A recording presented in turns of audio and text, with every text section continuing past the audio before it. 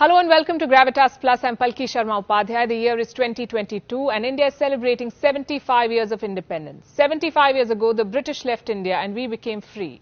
Or did we? Would you say we are still colonized in our minds? Would you say our decision making is 100% free of biases and inferiority complex even? Would you say our choices are still very British or Western? When the British colonized India, they were desperate to legitimize their rule. So they came up with the theory of the white man's burden. They built smokes and mirrors around civilizing India, painted themselves as a superior race. The British were superior, we Indians inferior. Thomas Babington, or Lord Macaulay as you would know him today, brought English education to India. His purpose was to hammer in the inferiority complex. They introduced an education system that hailed the British as superior in science, arts, even morals. On the 2nd of February 1835, Macaulay circulated his minute on education. He declared, a single shelf of a good European library was worth the whole native literature of India and Arabia. Quick fact check. The Mahabharata is lengthier than Homer's Iliad and Odyssey combined. The Mahabharata has more than 200,000 lines. Iliad and Odyssey have 30,000 lines each. The Ramayana too is 3 times as large as Iliad. Anyhow, Macaulay did not hesitate in selling lies or spelling out his design. He said British education was meant to create a class of persons, Indian in blood and colour, but English in taste, in opinions, in morals and in intellect. The idea was to make the West aspirational. Do you think Macaulay was successful? I think he was. We're speaking in their language after all. Look around you. Many educated Indians today are very English in their taste. Some have become indifferent to their own culture. Do you remember when Coldplay performed in India? That concert was sold out. Do you remember when Justin Bieber played in India? Newspapers said the madness was unprecedented. But year after year, Indian classical singers performed to empty halls. Indian classical dancers get no audience. Kathak veteran Shobna Narayan once said that the Indian audience seems to have a closed mind to Kathak. But salsa or flamenco, those we would love to pick up.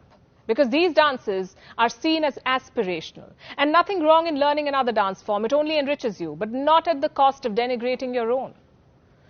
Do you know Kathak was first recorded in the 4th century BC? I don't know any Western dance form that goes back so far or has evolved as much. You know what else is aspirational? The Louvre in Paris. One photo of it on our Instagram and we have arrived. But India's National Gallery of Modern Art, which has one of the richest collections of contemporary arts, gets just 30,000 visitors a year. The Louvre in Paris gets 2.5 million visitors every year. The Tate in London has an annual footfall of 4 million. What explains this gap? Is it India's disinterest in everything Indian or the obsession with everything Western? Do we still blame Macaulay for this? Or our failure to invest in our culture? The reasons are multiple and the result is clear. Today an Indian dreams of becoming Western, aping the West or living the Western lifestyle. For an Indian, the West has become synonymous with advancement and modern living. But these are two different things, Western and modern. If only we could cure this 75-year-old colonial hangover, if only we could look through what Macaulay wanted us to learn, if only we could reconnect with our heritage, we would realize that it's us, the Indians, who have always been ahead of our times. Ancient India was aspirational, ancient India was advanced.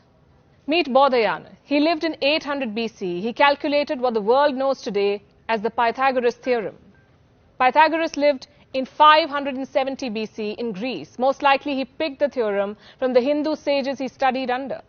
Have you heard of the Fibonacci number sequence? This is how it looks. Every number is the sum of the 2 preceding numbers. The world credits Italian mathematician Fibonacci for the sequence.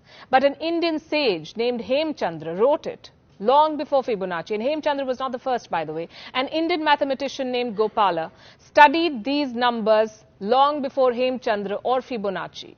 Eurocentric textbooks will not tell you this. Macaulay would never want you to know this. An Indian invented zero, an Indian taught the world how to calculate the value of pi, an Indian invented the decimal system or the binary digits, or the heliocentric theory about the solar system.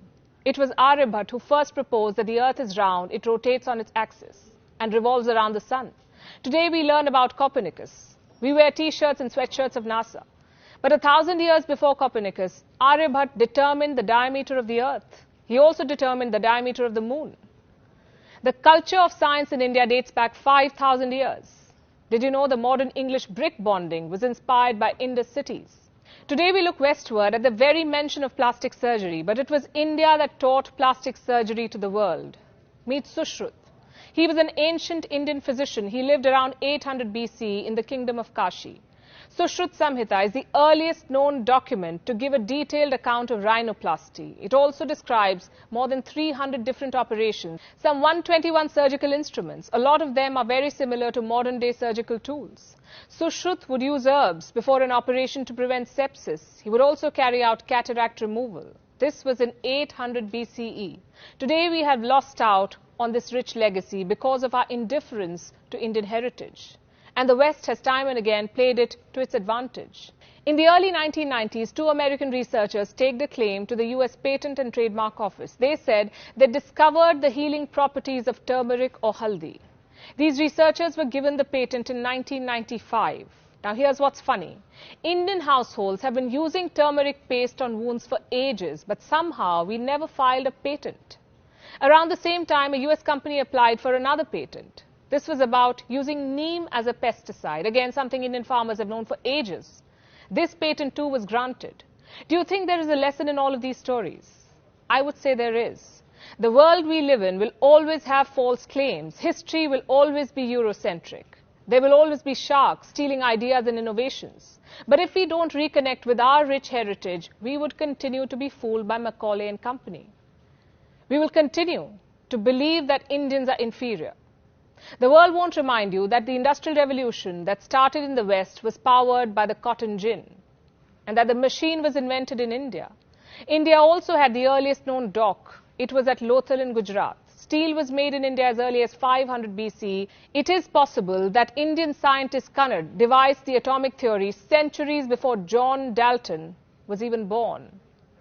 India was the first to smelt zinc by distillation. The first seamless celestial globe was made in Kashmir. It was by Ali Kashmiri ibn Luqman. And despite all of these advancements, India never went on an offensive. India never invaded another country. We did not have crusades. Our ancestors not just taught the world science, mathematics and astronomy, we also exemplified tolerance. This is the birthplace of four religions: Hinduism, Buddhism, Jainism, Sikhism. It is hard to find a heritage this rich. 75 years ago, we got the chance to reclaim this very heritage. But have we done justice to it? 75 years ago, Mahatma Gandhi led a freedom movement so that you and I could claim what is rightfully ours. You know, the great Indian heritage.